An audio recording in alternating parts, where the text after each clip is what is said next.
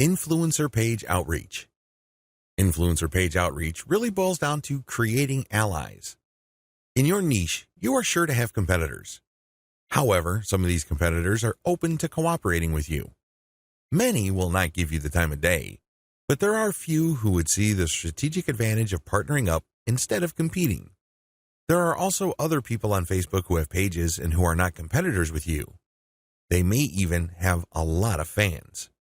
Here's how you build alliances with influence leaders on FB. Step number 1, find competitors. The first thing that you need to do is look at your notes when you reverse engineered your competitors. These people are in the same niche as you. After all, you study them to get to the industry standard content strategy as well as page layout and design for your own Facebook page. Next, you should look for non-competitors who specialize in your niche. There should be quite a few of these. These are not merchants or ones who provide services. They're not competing for the same dollars as you. Instead, they cater to the same audience as you. Try to find as many of these as possible. Step number 2, pay your dues by engaging. I know at this point it's very tempting to just go to a competitor's page and post a comment on one of their posts. In the comment, you're dropping a link to your page or to your website. You then repeat this many times on all their posts. Well, let me tell you, if you do this, you're going to get banned. Whatever links you put up will get deleted. It's a waste of time. Don't even think about it. The same applies to influential niche observers. These are non-competitors, but you shouldn't spam them either. Instead, you should pay your dues by engaging. How do you do this? First, you need to share high-quality content. It doesn't matter who wrote the content. It doesn't matter where that content goes to or links to. What's important is that it provides maximum value to anybody reading that content. It has to be on point. It has to deal with a specific theme or topic that you know that your target audience members are interested in. Next, you need to engage with people in terms of answering their questions. Try to be a facilitator. Try to be a mediator. Try to be the go-to source of information for your niche. If people are looking for statistics, go on Google and find them the statistics they're looking for. If they're looking for a video, go to YouTube and search for the content that they're looking for.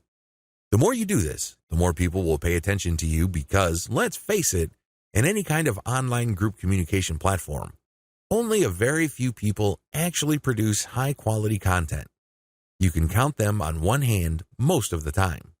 Everybody else is basically a leech. They take and take information, but they only give from time to time, if at all. Be that expert. Be that go-to resource. Another way you can engage is by asking questions. Now, these questions should not be very basic or dumb questions. Instead, they should be deep, insightful questions. You can also ask questions that try to tie many issues together. Many people are concerned about many different issues. When you ask questions that tie all these together, it can be very useful. You should also give feedback to people's responses.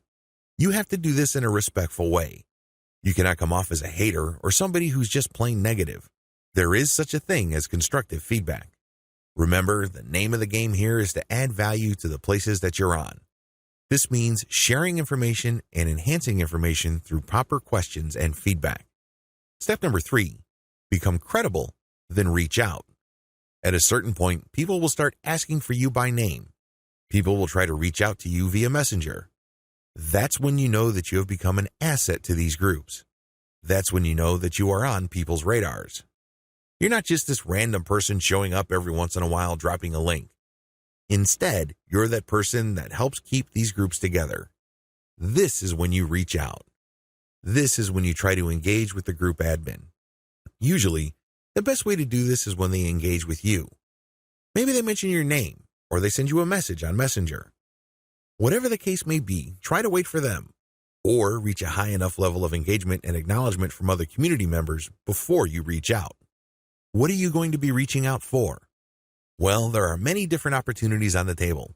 You can ask to swap content with your page. Most page admins don't have a problem with this. You can also ask for a shout-out. Basically, the admin of the page that you're on will tell page fans to check out your page because your page is a friend of the page they run. You can go through some ideas regarding joint events.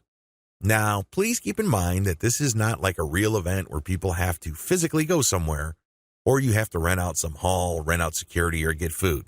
No. This is an online event, maybe a seminar, a live Facebook session conducted from 2 locations, or it can be an interview. Another opportunity on the table is, of course, guest blogging. You probably don't need me to remind you of how value-packed this is. Not only do you get eyeballs to your link, which can produce direct traffic, but you also get tremendous search engine optimization benefits if the partner has a high-value blog. You can also reach out for infographics.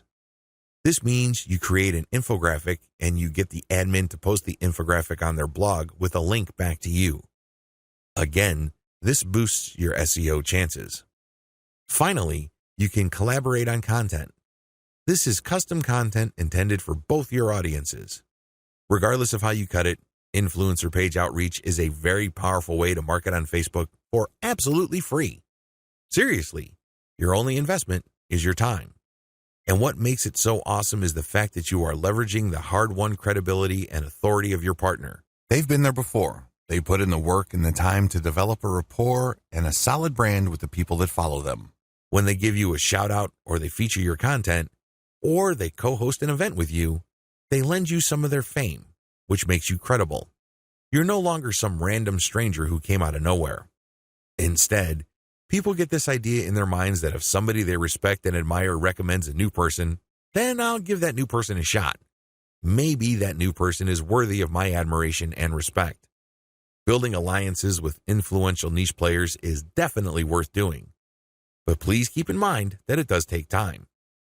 However, if you are passionate about your niche and you view your Facebook marketing business as a real business, then this should not be a problem for you.